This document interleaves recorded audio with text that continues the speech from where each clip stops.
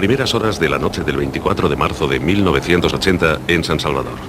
Un Volkswagen rojo se aproxima a la capilla del Hospital de la Divina Providencia. En el asiento trasero del automóvil, un sicario armado con un rifle Roberts estadounidense de precisión. Su misión, asesinar al arzobispo de San Salvador.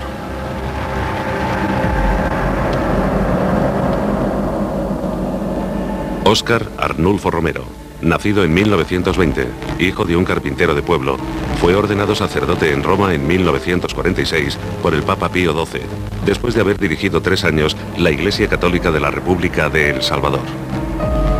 Si para sus partidarios Monseñor Romero es un santo, para sus detractores un subversivo, un comunista.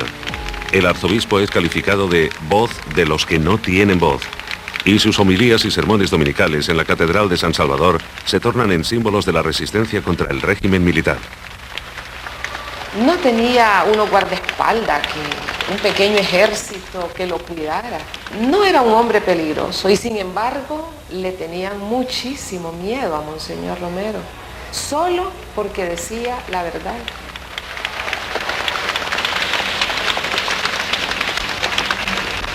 Por eso él llegó a ser, y es todavía, creo yo, el hombre más amado en El Salvador y el hombre más odiado al mismo tiempo. En cada homilía, los domingos, Monseñor Romero destinaba un momento muy especial para hablar de la vida política y social del país y para plantear las denuncias de las graves violaciones sucedidas en El Salvador. Monseñor era un hombre tímido. Si estaba en una reunión informal, él casi no hablaba o casi no intervenía, pero cuando llegaba al púlpito a decir su homilía, él se transformaba y era otro. Tenga en cuenta que El Salvador no puede producir más, pero déjenos tranquilos a nosotros, no nos molesten. Ustedes son violentos, ustedes son terroristas. Esto no es justicia. La Iglesia también señala esas diferencias, pero dice que la causa principal de estos problemas es la injusticia social. Y la Iglesia no promueve violencia ni odio, sino que predica paz, pero les dice la paz que podría haber, que se ha perdido, no puede venir si no hay justicia.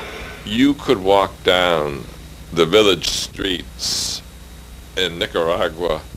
Por doquier en Nicaragua, Honduras, El Salvador y Guatemala, usted podía ir por las calles de los pueblos y escuchar por radio los sermones de Monseñor Romero.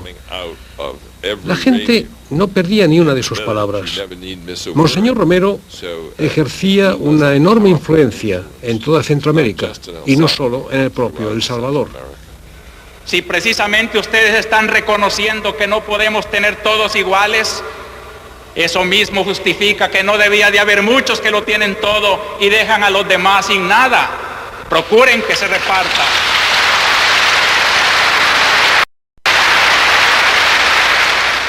Había momentos de alegría, de euforia, de esperanza, de dolor, de indignación. Pero también, en definitiva, después de cada homilía, había un fortalecimiento de la conciencia de todos los que ahí estábamos. Habían aplausos, habían interrupciones a cada frase de Monseñor Romero, a cada frase de denuncia, a cada llamada a la conciencia de la ciudadanía, a la solidaridad con las víctimas. El gobierno, la Fuerza Armada desmentía las denuncias de Monseñor Romero, pero las denuncias tenían pruebas. Siempre tenían pruebas, y las pruebas venían de las investigaciones que se hacían en la Oficina de Derechos Humanos del Arzobispado. Teníamos testimonios, teníamos denuncias, teníamos evidencias, y los muertos estaban ahí. Es decir, nadie inventaba los muertos, nadie inventaba los desaparecidos, los torturados.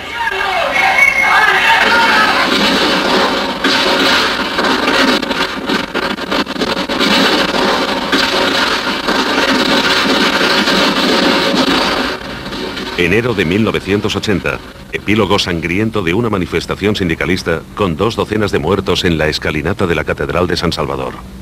Una más de las masacres del ejército en el poder, en su fanático empeño por aplastar todo conato de oposición.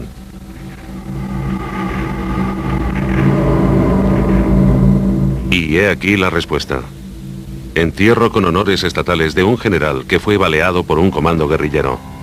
Las llamadas 14 familias dominaron y explotaron El Salvador a lo largo de 30 años, tal como si el pequeño país centroamericano fuera una hacienda de su propiedad, con la bendición de la Iglesia Católica.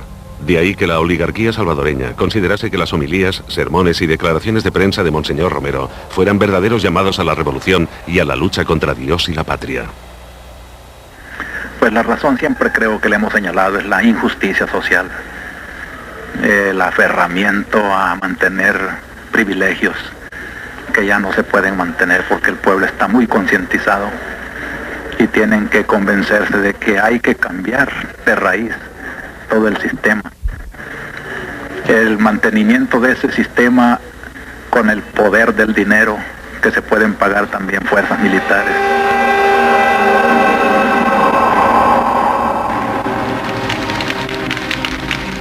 Apenas 3 años antes de su nombramiento como nuevo arzobispo de El Salvador, el sexagenario Monseñor había estado considerado como partidario y amigo del orden establecido, además de vehemente crítico de la teología de la liberación y del mensaje político del Evangelio.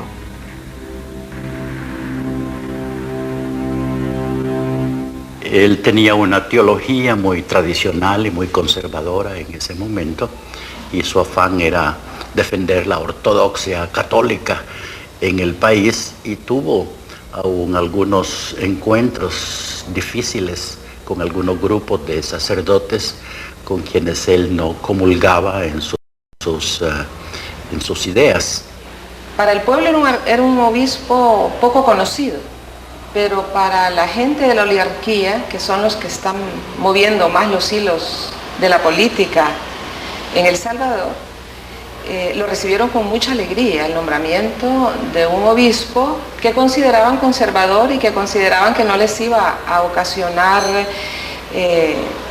problemas ni contradicciones, ni que se iba a oponer pues a la política que en ese momento estábamos bajo un régimen militar en El Salvador.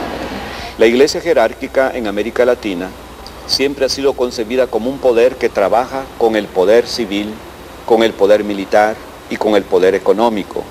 En toda América Latina, según la tradición española que nos dejaron los españoles, el poder de la espada del cielo tiene que ir conjunto con el poder de la espada de la tierra y nunca jamás en contra.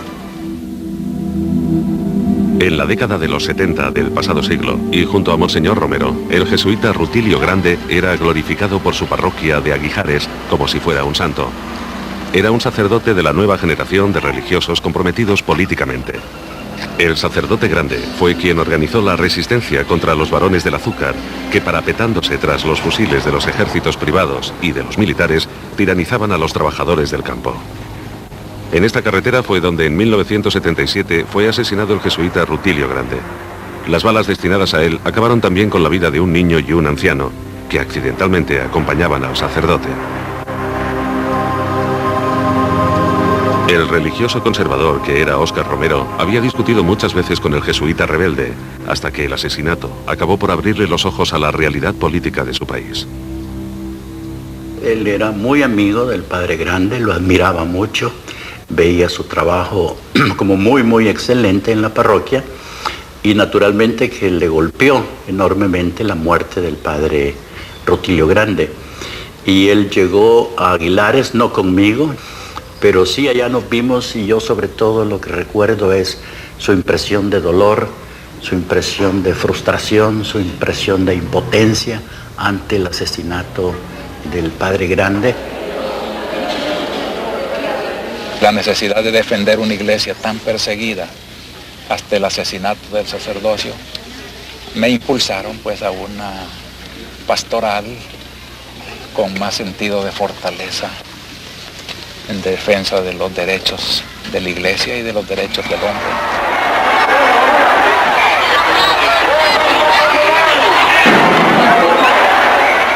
Incluso los funerales por el jesuita asesinado son celebrados bajo la férula del terror militar. Monseñor Romero se niega ahora a seguir colaborando con el régimen, una decisión que mantendrá firmemente hasta su muerte.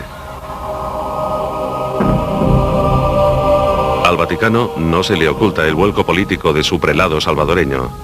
Monseñor Romero mantiene estrechas relaciones con la Santa Sede desde que en Roma fuera ordenado sacerdote por el Papa Pío XII.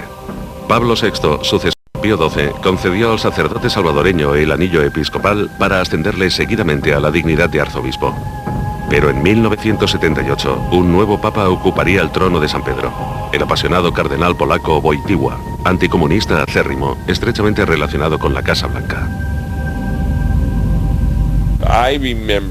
Recuerdo que alguien habló con el Papa en Roma, participándole nuestra preocupación por la vida de Monseñor Romero.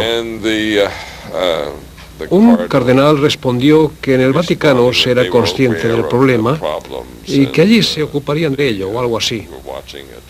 Como siempre, cosas así se repetían una y otra vez. Su Santidad, os escribo para implorar vuestro apoyo en una situación altamente amenazadora para mi gobierno. Texto de la carta que el asesor de seguridad estadounidense Berczynski remitió al Papa. Hemos prevenido al arzobispo una y otra vez del peligro que entraña apoyar a la extrema izquierda, pero nuestros intentos por convencerle han sido en vano.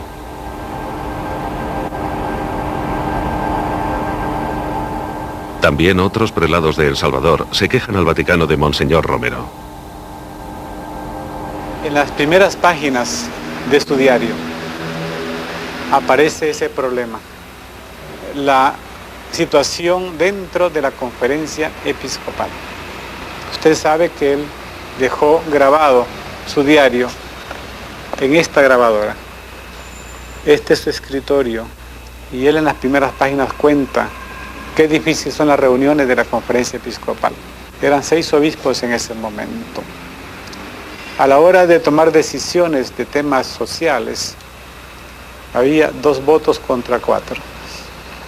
El voto de Monseñor Rivera junto a Monseñor Romero y 4 votos en contra. Lo criticaban, lo juzgaban, lo acusaban, tanto a nivel interno como a nivel de Roma, y esto fue pues muy claro para todos nosotros. Claro, los demás jerarcas obispos se sienten convulsionados, y públicamente ellos tienen que tomar una postura diciéndole al gobierno y a los ricos, no, nosotros siempre estamos con ustedes. ¿Verdad? Pero es que Monseñor Romero forma como una especie de lunar, como una especie de vacío entre nosotros. Y entonces empezó a haber una especie de señalamiento de sus mismos hermanos obispos hacia él. Entonces muchos ricos y el gobierno tal vez o los militares pretendieron quitar a Monseñor Romero del arzobispado. En la primavera de 1979, Monseñor Romero acude a Roma llevando en su equipaje las fotos del sacerdote recién asesinado. Un drástico testimonio con el que quiere hacer patente a su santidad la terrible situación que se vive en El Salvador. A la gran asamblea que el Papa recibe, no había pedido él entrevista con el Papa, y él se presentó y le dijo, soy Monseñor Romero. Ahí estuve yo presente, ¿verdad? Ah, Monseñor Romero. Pero inmediatamente le dijo, cuidado con el comunismo. El Monseñor Romero le dijo, Santo Padre, si yo hablo contra el comunismo, van a matar más gente, porque están matando gente inocente por ninguna razón y por ningún motivo, y si yo, arzobispo, en esa situación hablo de eso, las cosas se van a poner peor. Entonces, Monseñor Romero le agarra las manos al Papa y le dice, Santidad, yo sé, pero el comunismo en El Salvador no es lo mismo que en Polonia. El Papa le dice, solo gruñó así un poquito, ¿verdad? Como diciendo algo de verdad, a ver eso, pero como que no quería sentirlo. Pero sin embargo dice, pero cuidado con el comunismo. Y le dio la mano y se fue a visitar, a saludarlo. Yo vi el rostro de Monseñor Romero triste. Y salió triste. Y cuando regresaba me dice, estoy triste. Creo que ya no voy a volver a Roma. No me entiende el Papa.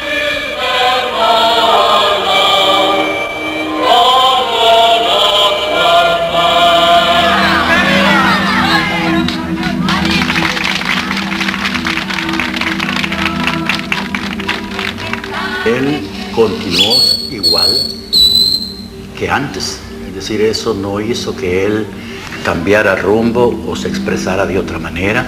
Él siguió denunciando los asesinatos, las torturas, las muertes y se mantuvo firme en su posición. Así que esto es algo como lo que Bertrand Russell dice sobre algunas personas cuando afirma que cuando ven la verdad de algo que deben de defender y animar, que no hay autoridad posible que los detenga. Lejos de nosotros cualquier palabra de venganza, de odio. Eso no es cristiano. Tiene que ser la palabra de Cristo en la cruz: Padre, perdónalos, porque no saben lo que hacen.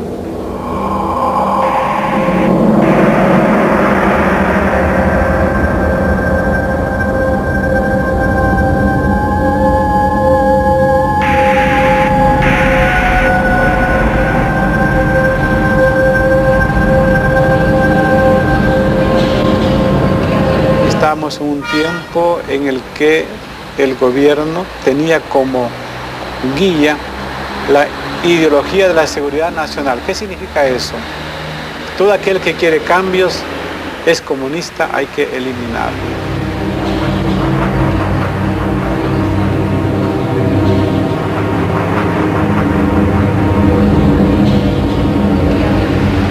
En ese contexto también surgieron los escuadrones de la muerte. Usted recuerde que había semanas en que había en una semana 200 muertos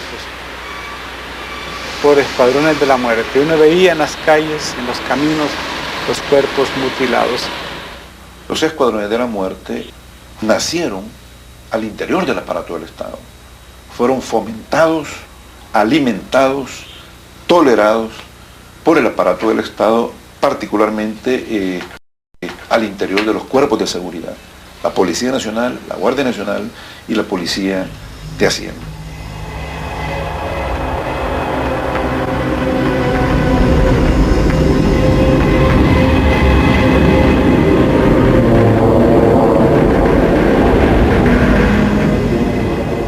En El Salvador se considera al coronel Roberto D'Aubuisson, ex jefe de los servicios secretos del ejército, el gran capo del terror. Ya entonces, su hermana se enfrenta abiertamente a él. Marisa D'Aubuisson se sitúa en los antípodas de su ideología de extrema derecha. Y era en ese momento y en esos años el líder que logró aglutinar y organizarse a toda esa gran oligarquía y a esos sectores ricos de la población salvadoreña. Era evidentemente el líder de ellos. D'Aubuisson es un personaje hartamente conocido en Estados Unidos. Tal vez sea esta la razón por la que los párrafos de su expediente en la CIA estén plagados de tachaduras en negro. Siendo subteniente también estuve en un curso en Washington en el año 1965, mediante un programa que financiaba la AID, Departamento de Estado, un curso de policía. A él lo forma. Desde que sale de la escuela militar, se lo llevan a Washington, a la Escuela de las Américas. Después estuvo en Panamá, en el fuerte Bullitt, en Panamá. Después estuvo en Taiwán, formándose en un curso de guerra psicológica. Entonces, era una pieza clave de los norteamericanos en El Salvador. Mire, como eso fue hace tanto tiempo, el entrenamiento que estuve en Estados Unidos, como le digo, en 1965, que era un curso de policía, algunas técnicas, algunas cosas muy buenas para irlas adecuando a nuestro medio. Lograron formar en él a ese militar que defendía ciegamente la seguridad del Estado y que respondía a los intereses norteamericanos de la defensa. En aquellas convulsas fechas, la Embajada de Estados Unidos era una verdadera fortaleza. El Salvador tenía una gran importancia estratégica para Washington, que a toda costa trataba de impedir que nuevos países de su patio trasero latinoamericano abrazaran el comunismo después de Cuba y Nicaragua. Los jóvenes revoltosos de las calles de San Salvador y los pequeños y miserablemente armados comandos guerrilleros de las montañas desafían a la potencia mundial y amenazan la hegemonía de Estados Unidos en Latinoamérica.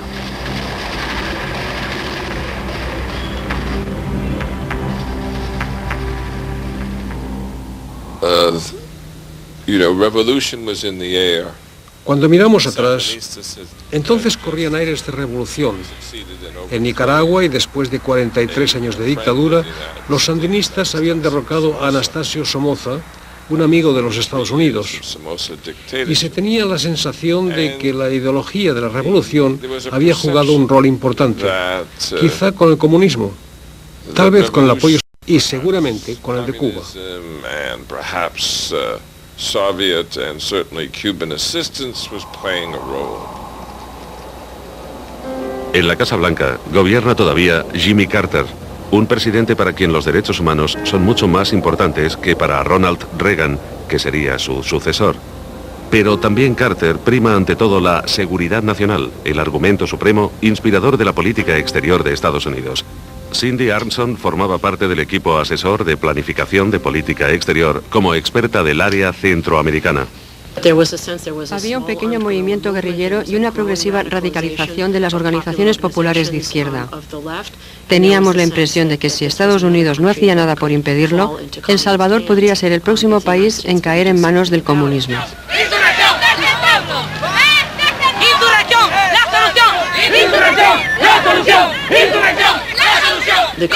El gobierno Carter decidió apoyar a las que creía fuerzas moderadas en el seno del ejército salvadoreño. Poco antes de ser asesinado, el arzobispo Romero escribió una carta al primer mandatario norteamericano diciéndole: «Señor presidente, me entero por la prensa de una noticia sumamente inquietante, según la cual su gobierno está estudiando la concesión de ayuda económica y militar a la junta militar actual». According to it, your government is considering the possibility of giving economic and military aid to the present government junta. Yo recuerdo que le oía por radio, estaba en la homilía y dijo en un momento en la homilía: he escrito una carta al presidente Carter, se la voy a leer a ustedes y ustedes me dicen si se la mando o no. No era demagogia, aunque suena, ¿verdad? La leyó y al final un aplauso inmenso. Espero que sus sentimientos religiosos y su sensibilidad por la defensa de los derechos humanos lo moverán a aceptar mi petición, evitando con ello un mayor derramamiento de sangre en este sufrido país.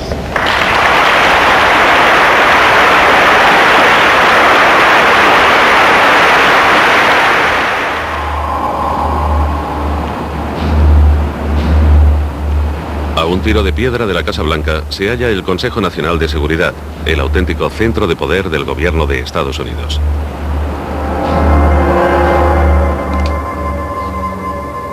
Aquí se acumulaban las inquietantes noticias de San Salvador y se decidió que no fuera el presidente, sino su secretario de Estado, Cyrus Vance, quien contestase la carta de Monseñor Romero.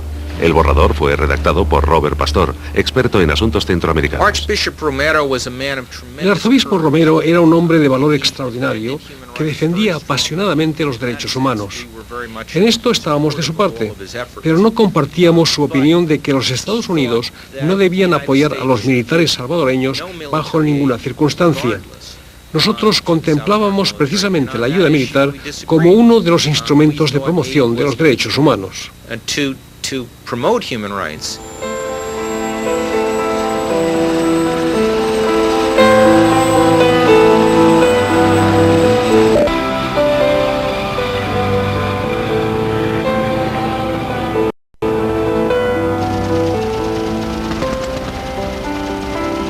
En la década de los 80 del pasado siglo, la ayuda militar estadounidense a El Salvador alcanza anualmente los $500 millones. El ejército salvadoreño es instruido por equipos llamados eufemísticamente asesores. A lo largo de 2 años, Jeffrey Cole, de la Marina de Estados Unidos, perteneció a uno de esos equipos.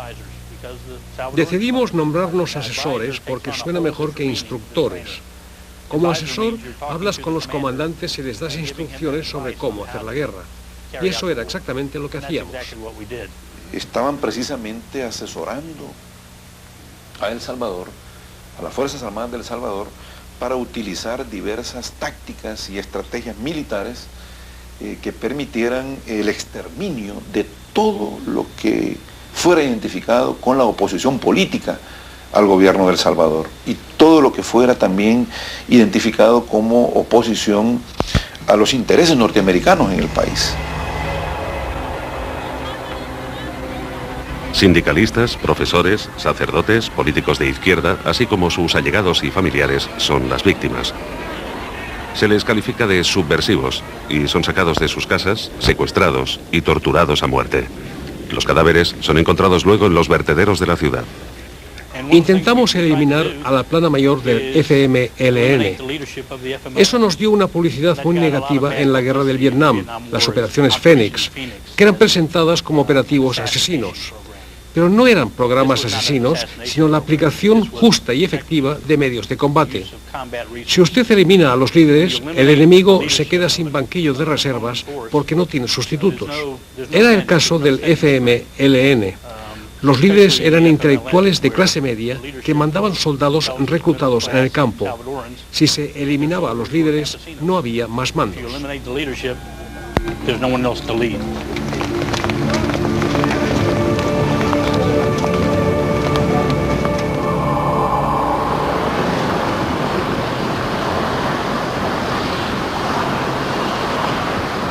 Y a esta misa era para un amigo que le había pedido por el aniversario de la mamá. Por cierto, era periodista, Jorge Pinto. Él había sido amenazado también, este señor.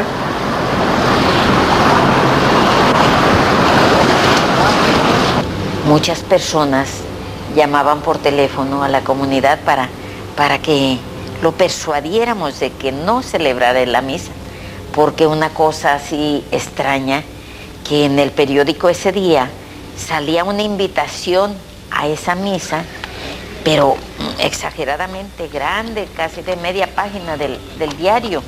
Entonces llamaba la atención.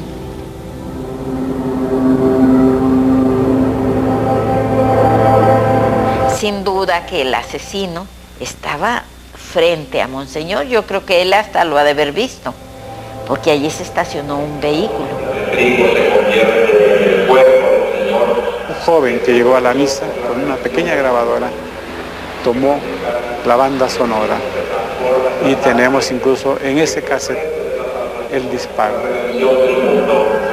Y que en este cáliz el vino se transforma en la sangre que fue preso de la salvación, y este cuerpo inmolado y esta sangre sacrificada por los hombres nos alimente también. Él extendió el corporal y a la hora que él quitó la vista de ver hacia la puerta principal, entonces aprovechó el criminal a disparar. A este momento de oración, doña Salina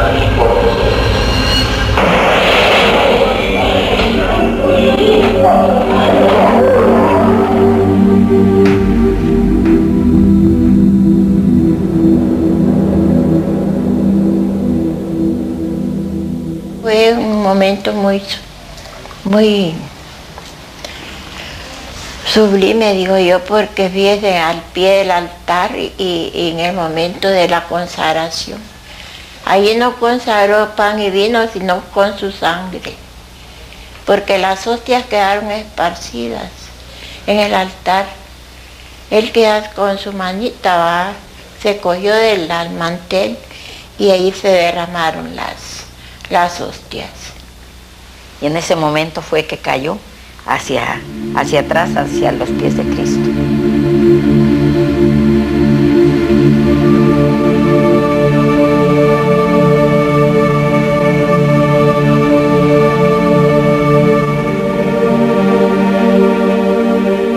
Dejé el pan, salí corriendo, pero ya estaba en el suelo, Monseñor.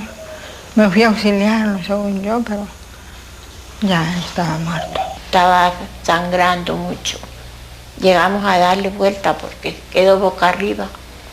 Y luego, ya él ya estaba muerto. Cuando me di cuenta que estaba muerto, me incliné yo a encomendarme a él.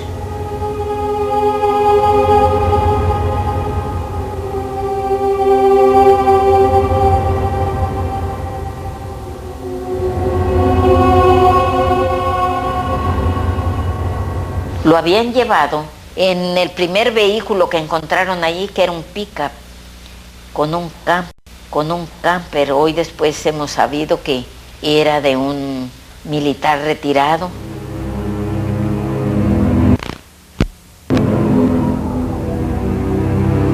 Yo creo que en el camino sin duda falleció. Recuerdo que yo estaba en mi casa cenando en ese momento cuando la secretaria de Monseñor me llamó por teléfono avisándome que lo habían asesinado. Cuando yo llegué a la policlínica, empezaba ya la gente a enterarse que habían matado a Monseñor y estaban acudiendo a la policlínica para recibir noticias, cómo estaba el caso. Era un desorden en la sala de autopsia, habían creo que alrededor de unas 40 personas, no se alcanzaba a ver ni el cadáver, y no había ninguna autoridad, nadie, ni un policía, nadie. Entonces decidí tomar el mando de la cuestión en ese momento y empecé a ordenarlo. Primero sacar a todo el mundo de la sala, ¿no? Excepto el que fuera médico forense. Ahí lo vi como dormido, su rostro estaba con una gran paz y tenía como un sueño profundo, le vi en la paz.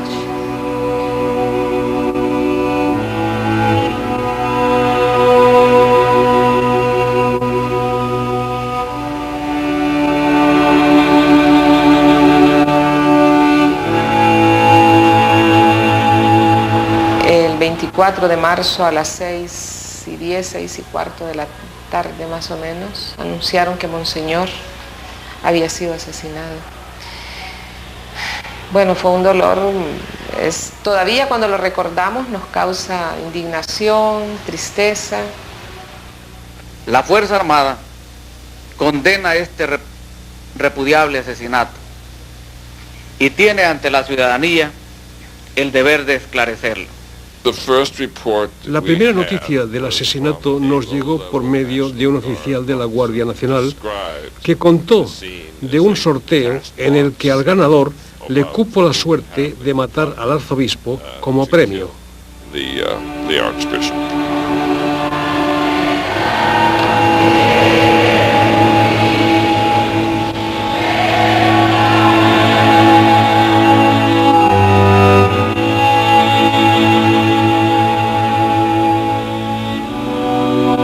El juez encargado de dirigir la investigación del asesinato de Monseñor Romero es Atilio Amaya.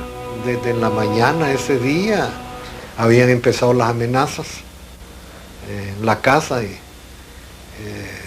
a mi hija que estaba pequeña había una voz que le preguntaba que de qué color, que cuál era el color que más le gustaba al principio. Entonces le decía mi hija, la primera vez, pues, ¿y para qué? No, pues sí, para que así le pintemos el ataúd a tu papá.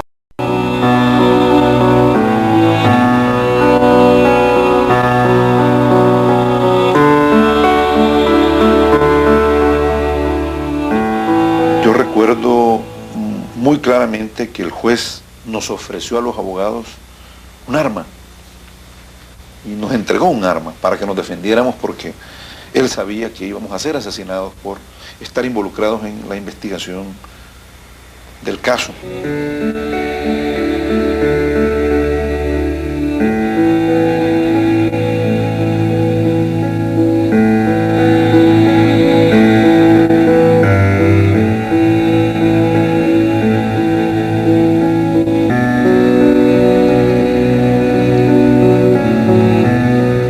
La gente salió a las calles a llorar, a gritar, a contárselo, a comunicárselo, y desde ese mismo instante se comenzó a escuchar también la voz del pueblo.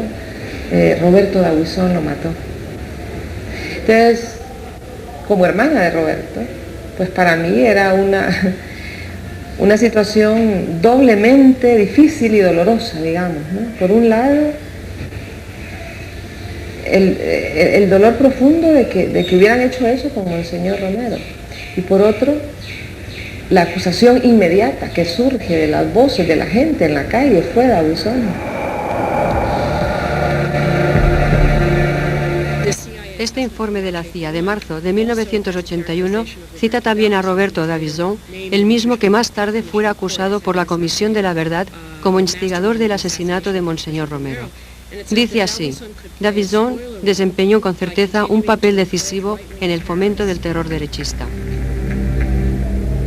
Davison es el principal instrumento de poder de los grandes terratenientes porque coordina los escuadrones de la muerte, asesinos de varios miles de políticos y simpatizantes de izquierda.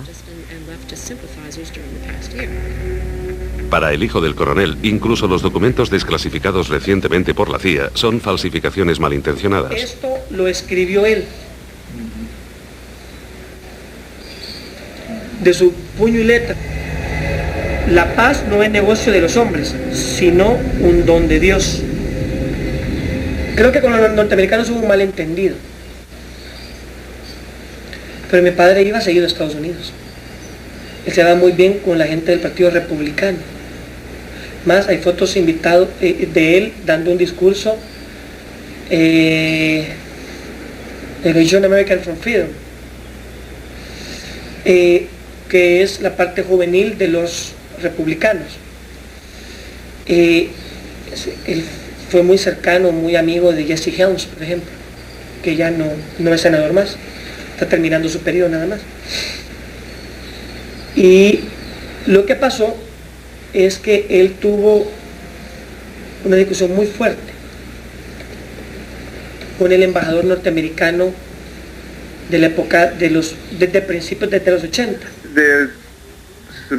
Hubo indicios sustanciales de que la facción Davison fue la que planeó el asesinato de Romero.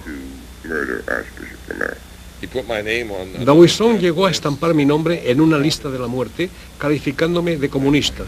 Era esa clase de tonterías. Aquí se habla no de la muerte, lo que hicimos señor Romero, la guerra, y de cómo llegamos a la democracia, de cómo la conseguimos, de cómo la construimos.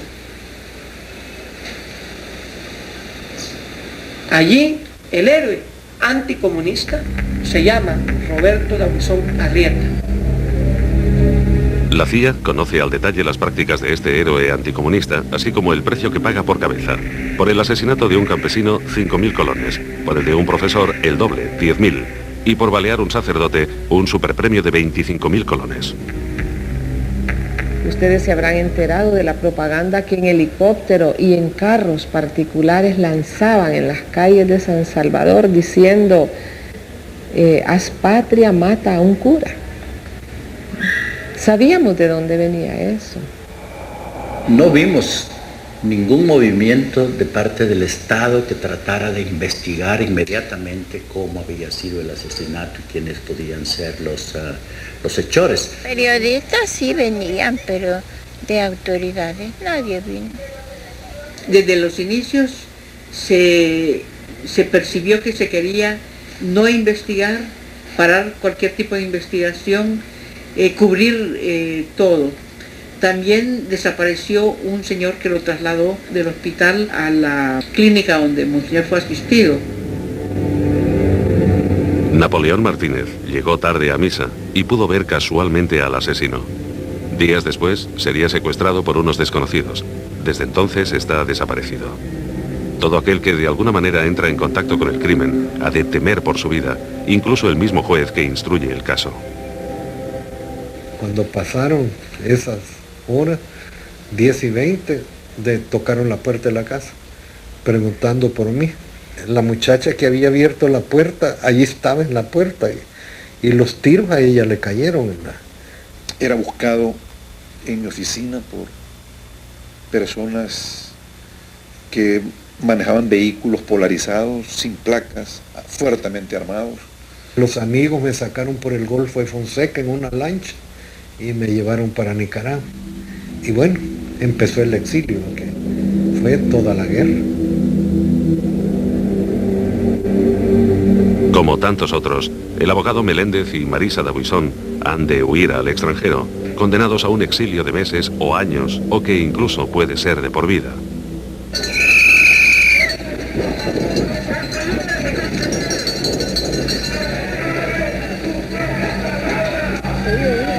12 años después, y con el fin de la Guerra Fría, la guerra civil salvadoreña finaliza también. Los enemigos de ayer se disputan hoy el poder en el Parlamento, enfrentándose mutuamente con manifestaciones y huelgas. No hay vencedores ni vencidos, solo que en el camino quedaron 70.000 muertos, de los que no se acuerda la amnistía general decretada para los crímenes de ambos bandos. Cuando por fin el Papa visita El Salvador, lo primero que hace es rezar ante la tumba del arzobispo que en vida le ocasionase tantos problemas. El arzobispo Óscar Arnulfo Romero es incluso uno de los candidatos oficiales para la beatificación, aunque doctos juristas eclesiásticos hayan de aclarar primero la decisiva incógnita de si realmente murió por la religión o por la política. Aquí en El Salvador se dice que el pueblo ya le ha beatificado. ¿Y qué hay de la justicia terrenal?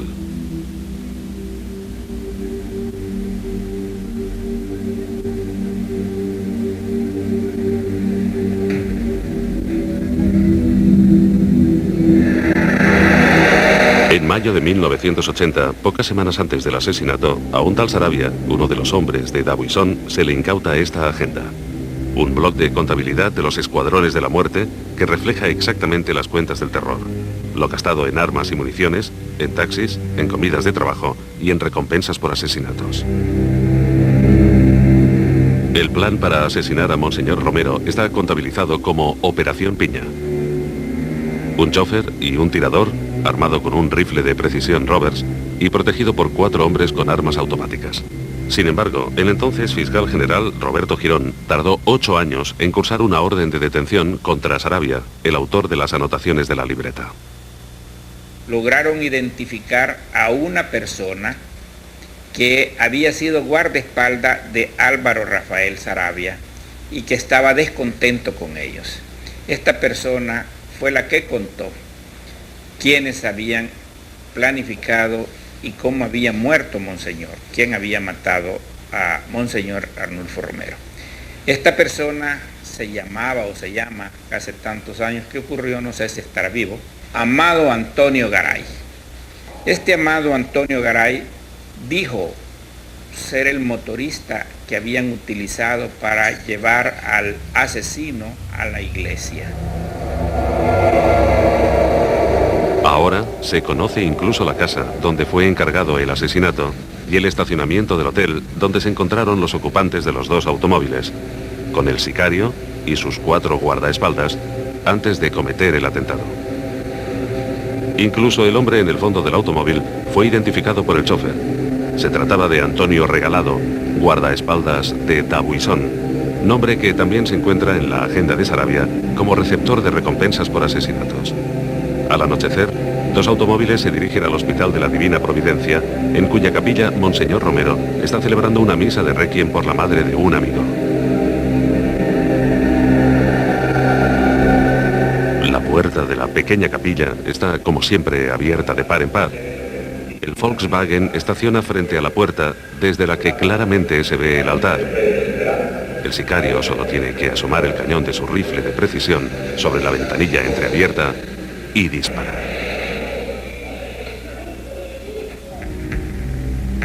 Pese al cúmulo de pruebas, nunca se abrió una causa criminal. El 23 de diciembre me destituyeron a mí de fiscal general. Y la Corte dijo que no le daba credibilidad al testigo de cargo, este Amado Antonio Garay, porque había declarado 7 años después. Y que para ellos eso era suficiente para quitarle credibilidad. Esta sentencia del Tribunal Superior de Justicia jamás fue revocada. Porque no hay voluntad política. Porque investigar el caso de Monseñor Romero es investigar al fundador del partido que está en el poder actualmente en El Salvador. Es investigar al partido Arena, que tiene 3 gobiernos consecutivos y quiere seguir en el poder en este país.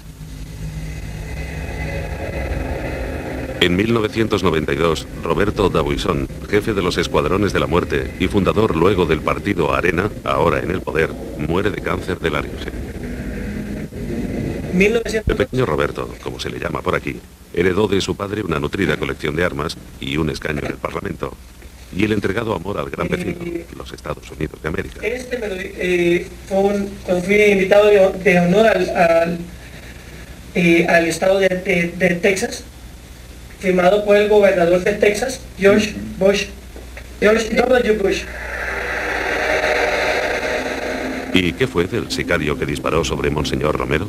El doctor Regalado sigue aquí en el país dando clases de tiro. En el pequeño país centroamericano reina todavía una excepcional afición por las armas de fuego. Y entre tanto, el escandaloso bache social entre ricos y pobres no ha hecho sino aumentar, mientras que odios y miedos no han sido ni vencidos ni superados. Es una guerra no declarada. ¿Cómo sería el país si hubiéramos aceptado la verdad y hubiéramos hecho un compromiso con la justicia y hubiéramos buscado las causas de la guerra y las hubiéramos combatido? Aquí en este país nadie le pidió perdón a nadie. Aquí todavía la gente no sabe dónde están sus muertos, dónde están los desaparecidos, los jóvenes que fueron sacados de sus casas. Entonces, aquí se terminó la guerra formal, pero nunca se inició un proceso de reconciliación auténtico. Entonces lo consideraba como una batalla entre el bien y el mal. Estaba convencido de que yo, Jeff Cole y mis camaradas de lucha combatíamos contra el comunismo en la cúspide del peligro comunista y del imperio, del mal. No matarás. Y es terrible. Ojalá me estuvieran escuchando hombres que tienen sus manos manchadas de homicidio. Son muchos, por desgracia. Porque también es homicida el que tortura. El que comienza a torturar no sabe a dónde va a terminar. Son asesinos también. Son homicidas. No respetan lo sagrado de la vida. Nadie puede poner la mano sobre otro hombre, porque el hombre es imagen de Dios. No matarás.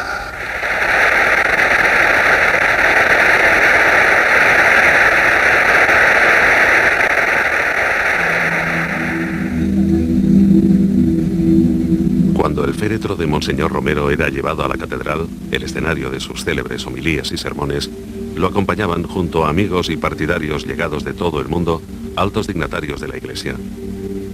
Y 1 millón de salvadoreños le rindió su último tributo en forma de impresionante manifestación política.